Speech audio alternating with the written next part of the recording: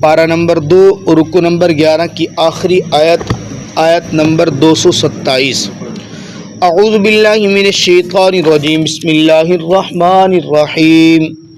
والمطلقات يتربصن بأنفسهن ثلاثة قروء ولا يحل لهن أن يكتمن ما خلق الله في أرحامهن إن كن يؤمن بالله واليوم الآخر وبعولتهن أحق بردهن في ذلك إن أرادوا إصلاحا ولهن مثل الذي عليهن بالمعروف وللرجال عليهن درجة واللہ عزیز حکیم۔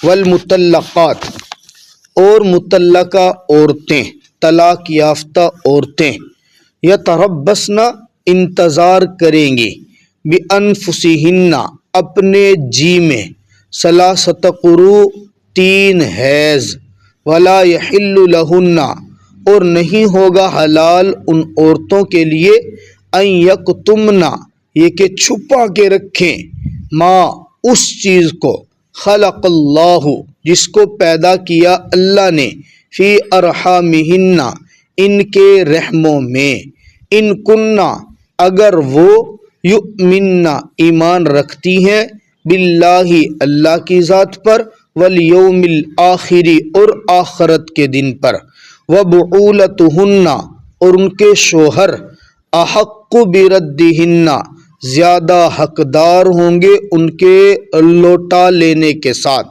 فی ذالک اس میں، ان ارادوا اصلاحا اگر ارادہ رکھتے ہوں وہ کسی اصلاح کا، ولہن اور ان عورتوں کے لیے، مثل الذی اس کی مثل ہوگا، علیہن جو ان کے اوپر ہے، بالمعروف دستور کے مطابق، وللرجال علیہن درجہ اور مردوں کے لیے ان عورتوں کے اوپر ایک مخصوص درجہ اور فضیلت ہے، واللہ عزیز حکیم اور اللہ زبردست حکمتوں والا ہے۔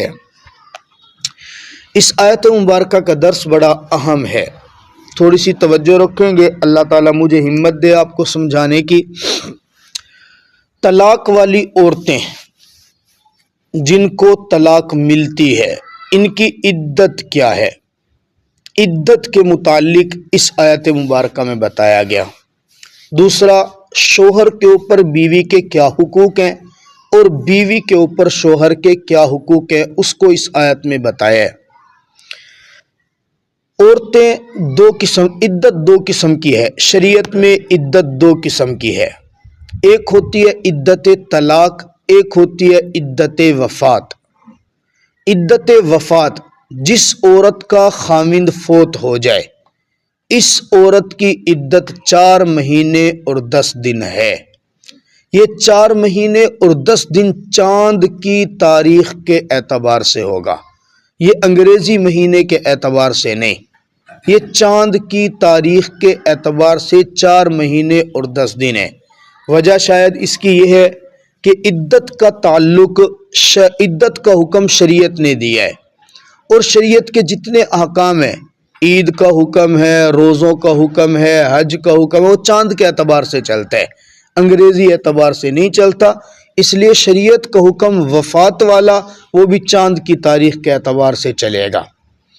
دوسری عدت ہوتی ہے عدت طلاق، جس عورت کو طلاق ہو جائے اس کی عدت کتنی ہے؟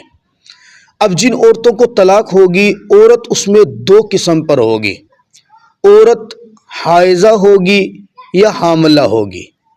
حائضہ مطلب اس کو حیض آتا ہے یا حیض کی صلاحیت ہے، یہ عورت حاملہ ہے۔ حاملہ اگر عورت ہے تو اس کی عدت صرف ایک ہی ہے، وہ ہے وضع حمل۔ وضع حمل جب اس کی ڈلیوری ہو جائے، بچہ پیدا ہو جائے، عدت ختم۔ حدیث مبارکہ میں یہاں تک آتا ہے کہ عورت کا خاوند اگر پھٹے پہ پڑے، میت اس کی پھٹے پہ پڑی ہے، غسل کا انتظام کرنے لگ رہے ہیں، ادھر سے اس کی ڈلیوری ہو گئی ہے، بس عدت پوری ہو گئی۔ یعنی حاملہ عورت کی عدت وہ وضع حمل ہے، چاہے وہ جلدی ہو جائے چاہے تاخیر سے ہو۔ عورت کو ابھی حمل ہوا، پورے 9 مہینے حمل رہنا ہے، خاوند اب فوت ہو گیا، جب تک اس کی ڈلیوری نہیں ہوتی تب تک اس کی عدت ختم نہیں ہوگی۔ یہ حاملہ کی عدت ہے۔ اگر غیر حاملہ ہے، حمل نہیں ہے، اب دیکھیں گے کہ اس کو حیض آتا ہے یا ابھی حیض نہیں آ رہا۔ حیض نہ آنے کی 2 وجہ ہوتی ہیں، یا تو عورت صغر سنی میں ہوگی یا کبر سنی میں ہوگی۔ صغر سنی ابھی اتنی چھوٹی ہے کہ حیض کی مدت کو پہنچی نہیں ہے، بالغ ہوئی نہیں ہے، لیکن اس کا نکاح ہو گیا تھا کہیں، نکاح ہو کے بعض لوگ رخصتی بھی کر دیتے ہیں، اس کی حیض کی عمر پہنچی نہیں ہے۔ یا عورت اتنی بڑی ہو گئی ہے، 50-55 سال کی عمر کو عموماً عورتوں کا حیض بند ہو جاتا ہے، اس کو حیض آنا بند ہو گیا ہے۔ ایسی کسی عورت کو اگر طلاق ہوئی ہے تو یہ عدت مہینوں کے اعتبار سے گزارے گی، اور اس کی عدت ہوگی صرف 3 مہینے۔ یہ لگاتار 3 مہینے چاند کے اعتبار سے گزار لے، اس کی عدت مکمل ہو گئی۔ اور اگر عورت اس عمر کے حصے میں ہے کہ جس میں اس کو حیض آتا ہے، تو وہ عورت عدت کتنی گزارے گی، اس کا حکم اس آیت میں بیان کیا۔ وَالْمُطَلَّقَاتُ يَتَرَبَّصْنَ بِأَنفُسِهِنَّ ثَلَاثَةَ قُرُوء، یہاں لفظ آ رہا ہے ثلاثۃ قروء۔ قروء یہ قرء کی جمع ہے، یہ ویسے اختلافی مسئلہ ہے، قرء کا معنی کیا ہے۔ امام ابو حنیفہ رحمۃ اللہ علیہ نے، ہم حنفی لوگ ہیں سارے، امام ابو حنیفہ کے مقلد ہیں، ہمارے امام نے اس سے مراد حیض لیا ہے۔ البتہ امام شافعی نے، امام مالک نے، انہوں نے اس سے مراد طہر لیا ہے۔ اور طہر کیا ہوتا ہے؟ وہ پاکی کے جو ایام ہوتے ہیں، حیض سے پاک ہونے کے بعد اگلے حیض تک جو عورت پاکی کے ایام گزارتی ہے، جس میں اس نے نماز پڑھنی ہے، یہ طہر کے ایام کہلاتی ہے، طہر کہلاتی ہے۔ اور ہمارے نزدیک، امام ابو حنیفہ کے نزدیک، اس سے مراد حیض ہے۔ باقی وہ حیض کو ہے، اس کے دلائل اپنی جگہ پہ۔ بہرحال ہمارے نزدیک عورت یہ حیض والی عدت 3 حیض گزارے گی۔ 3 حیض، جب اس کا تیسرا حیض کمپلیٹ ہو جائے گا، طلاق کی حالت میں عدت جب ہوگی، عدت طلاق، تو یہ اس کی عدت کمپلیٹ ہو جائے گی۔ اس دوران وَلَا يَحِلُّ لَهُنَّ أَن يَكْتُمْنَ مَا خَلَقَ اللَّهُ فِي أَرْحَامِهِنَّ، عورت کو خاص طور پہ شریعت نے مخاطب کر کے فرمایا، آپ نے اپنے خامندوں سے اس کو نہیں چھپانا جو اللہ نے آپ کے رحم کے اندر رکھا ہے۔ رحم کے اندر آپ کا رحم صاف ہے تو بالکل واضح واضح بتائے، میں حاملہ نہیں ہوں، میری عدت اب حیض کے اعتبار سے ہے۔ اگر حمل ہے، رحم کے اندر اللہ نے کچھ رکھا ہے، واضح طور پہ بتائے، ان کن یؤمن باللہ والیوم الاخر، میں اللہ کی ذات پہ ایمان رکھتی ہوں، آخرت میں میرا سچ بولنا ہے، میں حاملہ ہوں تو میری عدت اب کیا ہے؟ وضع حمل ہے۔ یہ حکم تو عدت کے متعلق بتا دیا۔ وَبُعُولَتُهُنَّ أَحَقُّ بِرَدِّهِنَّ فِي ذَلِكَ إِنْ أَرَادُوا إِصْلَاحًا، یہاں سے تھوڑا سا ٹچ اللہ رب العزت نے دیا ہے رجوع کے متعلق۔ طلاق اگر دے دی ہے تو رجوع کون کر سکتا ہے؟ ویسے تو تفصیل تے آگے والی آیت میں آ رہا ہے۔ طلاق جب کوئی خاوند اپنی بیوی کو دیتا ہے تو طلاق کی 2 قسمیں ہوتی ہیں ابتدان۔ ایک ہوتی ہے طلاق رجعی اور دوسری ہوتی ہے طلاق بائنہ۔ طلاق رجعی اور طلاق بائنہ، پھر ان کی آگے 2 قسمیں بنتی ہیں، طلاق رجعی کی، پھر طلاق بائنہ کی۔ طلاق صریح ہے یا کنایا ہے؟ صریح وہ ہوتی ہے جو صراحتاً الفاظ سے دی جائے، کنایا وہ ہوتی ہے جس میں الفاظ صراحت نہیں ہوتے بلکہ الفاظ نیت کے محتاج ہوتے ہیں کہ نیت اس نے کیا کیا، اس میں پوچھا جاتا ہے۔ اب اگر مرد نے اپنی بیوی کو طلاق رجعی دی ہے، رجعی وہ ہوتی ہے جو ایسے واضح الفاظ سے دی جائے جس میں شوہر کو رجوع کرنے کا حق ہوتا ہے۔ اب اگر کوئی خامد رجوع کرنا چاہتا ہے، بیوی کو طلاق ہو گئی ہے، عورت نہ بھی آنا چاہے نا، مرد اگر اس کو واپس کھینچنا چاہتا ہے تو شریعت کہتی ہے بُعُولَتُهُنَّ حَقُّ بِرَدِّهِنَّ، ان کے شوہر ہی ان کے زیادہ حقدار ہیں۔ وہ عدت کے اندر اگر اس کے ساتھ دوبارہ نبھا کرنے کا ارادہ رکھتے ہیں، اصلاح کا ارادہ رکھتے ہیں، رشتے کو برقرار رکھنا ہے، تو وہ رجوع کر لے۔ وہ رجوع کے اندر ہوگا کہ اگر اس نے 1 طلاق دی ہے یا 2 طلاقیں دی ہیں، پھر یہ رجوع کرتا ہے تو صرف 1 کا مالک رہ جائے گا، وہ 2 جو یہ دے چکا وہ ختم ہے۔ یہ عدت کے اندر ہے۔ اب جب رجوع کر لے گا تو مرد کے اوپر عورت کے کون سے حقوق ہوں گے؟ وَلَهُنَّ مِثْلُ الَّذِي عَلَيْهِنَّ بِالْمَعْرُوفِ، یہ بڑا اہم معاملہ ہے۔ ایک مرد کو پتہ ہونا چاہیے کہ میرے ذمے بیوی کے موٹے موٹے حقوق کون سے ہیں۔ ایک عورت کو پتہ ہونا چاہیے کہ میرے ذمے شوہر کے کون کون سے موٹے موٹے حقوق ہیں۔ اگرچہ گھر جو بستے ہیں وہ قوانین سے نہیں بستے، گھر ہمیشہ رابطوں سے بستے ہیں، ضابطوں سے نہیں بستے۔ ضابطے پہ چلے جائے تو معاملہ ذرا مشکل ہو جاتا ہے۔ رابطوں میں بہت سارے ایسے حقوق ہیں جو مرد کے ذمہ لاحق ہی نہیں ہوتے اور ہمارے معاشرے کا مرد وہ اٹھا رہا ہوتا ہے۔ بہت سارے حقوق ایسے ہوتے ہیں جو عورت کے ذمہ لاگو ہی نہیں ہے، لیکن عورت اپنے خامند کی وجہ سے ہمارے معاشرے میں وہ اٹھا رہی ہے۔ شریعت کیا کہتی ہے؟ مرد کے ذمہ 4 بڑے بڑے حقوق ہیں، ذہن نشین فرمائیے گا۔ نکاح کے بعد سب سے پہلا حق جو مرد کے ذمہ لاحق ہوتا ہے وہ ہے عورت کا حق مہر ادا کرنا۔ عورت کا حق مہر ادا کرنا جو باہر صورت دینا ہی دینا ہے۔ ہمارے معاشرے میں پڑھے لکھے لوگ بھی اس میں کوتاہی کرتے ہیں، میری بیوی ہے نا میں دے دوں گا، بس میں دے دوں گا کیا ہوتا ہے بھائی؟ آپ اس کے پاس جا رہے ہیں، آپ نکاح کر رہے ہیں، وہ آپ کے لیے حلال تبھی ہو رہی ہے جب آپ اسے حق مہر دیں گے۔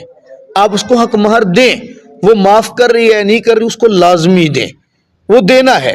ہاں وہ لے لے، قبضہ کر کے آپ کو واپس کر دے، وہ آپ کو کہہ دے اس کو کاروبار میں لگا لیں، وہ آپ پر خرچ کر دے، وہ اس کا معاملہ ہے، آپ نے اس کو دینا ہے۔ سب سے پہلا حق یہ مرد کا۔ دوسرا حق 3 بڑے حقوق مرد کے ذمے: عورت کا کھانا، عورت کی رہائش اور عورت کے کپڑے۔ یہ 3 بڑے حقوق حق مہر کے بعد مرد کے ذمے ہیں۔ کھانا بیوی کا، رہائش بیوی کی اور کپڑے۔ اس کے اندر جو دینا ہے، کھانا کیسا دینا ہے، کپڑے کیسے دینے ہیں، رہائش کیسی دینی ہے، اللہ نے یہ معاملہ، شریعت نے یہ معاملہ مرد کی وسعت پہ رکھا ہے۔ مرد کا جیسا رہن سہن ہے، مرد کی جتنی اوقات ہے، مرد کا جتنا اس کا انکم اور اس کے معاملات ہیں، وہ اس کے مطابق بیوی کو کھانا، رہائش اور کپڑے دے گا۔ یہ اس میں عورت کی حیثیت کا اعتبار نہیں کیا جائے گا۔ بہت مرتبہ ایسا ہوتا ہے کہ مرد غریب ہوتا ہے، شادی اس کی کروڑوں پتی گھر میں ہو گئی ہے، اب بیوی سے مطالبہ کرے میں تو اپنے میکے میں یوں کھاتی تھی، یوں پہنتی تھی، میرے گھر میں تو اتنے بڑے بڑے جانا نوکر بھی میرے تھے۔ مرد کی اگر اوقات نہیں ہے نا تو مرد کے ذمہ لازم نہیں ہے۔ مرد کے ذمہ وہ لازم ہوگا جو مرد کی اوقات کے مطابق ہے۔ بہت مرتبہ یوں ہوتا ہے کہ مرد کروڑوں پتی ہوتا ہے، عورت بالکل غریب گھرانے سے آ جاتی ہے۔ اب مرد یہاں کنجوسی کا مظاہرہ کرتے ہوئے خود تو عیاشی کی زندگی گزار رہے، کروڑوں کی گاڑی میں گھوم رہے، لاکھوں کے کپڑے پہن رہے اور گھر بھی بہترین لگژری بنایا ہوا ہے، اور عورت کو کیا کرتا ہے؟ وہ غریبوں والے کپڑے لا کے دے رہے اور وہ بالکل کھانا بھی ہلکا۔ عورت کہتی ہے آپ اچھا کھاتے ہیں، میں یہاں پہ مجھے بھی اپنے سٹیٹس کے مطابق رکھے۔ یہ اپنے نخوت اور کبر کے اندر آگے کہتا ہے تیرے گھر میں تجھے کون سا ملتا تھا، تجھے تو پھر بھی میں اچھا ہی دے رہا ہوں۔ یہ اس کا حق نہیں بنتا بات کرنے کا۔ اب آپ نے عورت کا گھر نہیں دیکھنا، اب آپ نے اپنی حیثیت دیکھنی ہے۔ یہ 4 بڑے حقوق مرد کے ذمہ آگے: نمبر 1 حق مہر، نمبر 2 کھانا، نمبر 3 رہائش اور نمبر 4 لباس۔ عورت کے ذمہ کیا حکم ہے، مرد کے کیا حقوق ہوں گے؟ عورت کے ذمہ سب سے پہلا حق جو ہے نا وہ ہے اپنے مرد کی اطاعت کرنا، اپنے خامند کی اطاعت کرنا۔ اطاعت کے متعلق تو آپ نے وہ حدیث مبارکہ سنی نا، آپ صلی اللہ علیہ وسلم نے فرمایا کہ بیوی کے ذمہ شوہر کے اتنے حقوق ہیں، اگر اجازت ہوتی نا اللہ کے علاوہ کسی اور کے آگے سجدہ کرنے کی تو میں بیوی کو حکم دیتا کہ وہ اپنے خامند کے آگے سجدہ کرے، لیکن اللہ کے علاوہ کسی اور کے آگے جھکنے کا اجازت ہی نہیں ہے۔ یعنی اتنا زیادہ اہم ہے خامند کی اطاعت کرنا۔ دوسرا خامند کی خدمت کرنا۔ عورتیں کہتی ہیں جی میرے ذمہ تو خدمت لاگو ہی نہیں ہے۔ کیوں نہیں ہے بھائی؟ خامند کی خدمت میں کچھ بھی ہے۔ خامند کا کھانا ہے، خامند کے کپڑے دھونا ہے، خامند کے پاؤں دبانا ہے، خامند کے سر میں تیل لگانا ہے، جو کچھ بھی ہے وہ خامند کے خدمت، اطاعت ہے اس کی پہلے، نمبر 2 اس کی خدمت ہے۔ یہ عورت کے ذمہ لاگے۔ تیسرا بڑا حکم، عورت نے خامند کے حکم عدولی نہیں کرنے، نافرمانی نہیں کرنی، اس کی اجازت کے بغیر گھر سے نہیں نکلنا۔ اس کی قید میں رہنا ہے. نکاح کا مطلب ہی قید ہے. نکاح کا مطلب ہی کیا؟ مقید ہونا ہے, بغیر رسی کے بندھ جانا ہے. خاوند نے کہہ دیا آپ نے اس وقت گھر سے نکلنا ہے تو نکل جائے, آپ نے نہیں نکلنا تو نہ نکلے. خاوند نے کہہ دیا آج کے بعد میری اجازت کے بغیر تیرے گھر میں فلاں بندہ نہیں آئے گا, وہ کتنا سکا رشتہ دار ہے وہ نہیں آئے گا. خاوند نے اگر کہہ دیا کہ فلاں کو میں اجازت دیتا ہوں وہ ہمارے گھر میں آئے گا تو وہ آئے گا. لیکن یہاں خاوند غیرت کا بھی مظاہرہ کرے, شریعت کا بھی لحاظ رکھے, غیر محرم کو نہ بلائے بیوی کے سامنے. بہت سے لوگ اب یہ بھی فیشن بنا ہوا ہے, وہ میرا دوست ہے جی وہ آ رہا ہے, آپ نے تیار ہو کے بیٹھنا, شام کو اس کے سامنے آنا ہے, بے پردہ آنا ہے. کیوں آنا ہے بھائی؟ شریعت کا تو حکم نہیں ہے. اب بیوی مجبور ہے, وہ دیکھتی ہے میرے خاوند کا حکم ہے, دل تو نہیں اس کا کر رہا لیکن وہ اس کے شوہر کے لیے بناؤ سنگار کر رہی ہے. ایسا حکم دینا غیرت کے بھی خلاف ہے. غیرت کے بھئی آپ کی پارٹی ہے, آپ کے دوست ہے, آپ کا حکم ماننا اس کے ذمے ہے لیکن شریعت کی حدود میں. یہ تو شریعت کے خلاف ہے. دوست آپ کا ہے وہ کیوں ملنے کے لیے جائے؟ اس طرح کا حکم دینا یہ غلط ہے. ہاں کوئی جائز بات ہے, بسا اوقات رشتہ داروں میں ہو جاتے ہیں, معاملات ہو جاتے ہیں, کوئی سکا رشتہ دار اس کا محرم ہے لیکن کوئی ایسی انبن ہو گئی ہے وہ مناسب نہیں سمجھتا حالات کی وجہ سے کہ میری بیوی اپنے اسی قریبی محرم کو ملے. وہ کہہ دیتا ہے کہ آج کے بعد آپ نے ان کو نہیں ملنا, وہ ہمارے گھر میں نہ آئیں, بس ان کو منع کر دیں, ہم جھگڑا نہیں چاہتے. اگر یہ منع کر رہا ہے تو اس کو ماننا پڑے گا. یہ عورت کے موٹے موٹے حکم اس کے اوپر ہیں. مرد نے اپنے حقوق ادا کرنے ہیں, عورت نے اپنے حقوق ادا کرنے ہیں. یہ موٹے موٹے حقوق میں نے آپ کو بتایا, تفصیلات تو بہت زیادہ ہے اس میں. ان موٹے موٹے حقوق ہونے کے بعد بھی اللہ کیا فرماتے ہیں؟ وَلِلرِّجَالِ عَلَيْهِنَّ دَرَجَةٌ, مرد کے لیے عورت کے اوپر پھر بھی ایک خاص فضیلت ہے. یہ نہیں ہے کہ مرد اپنے حقوق پورے کر رہا ہو, عورت اپنے حقوق پورے کر رہی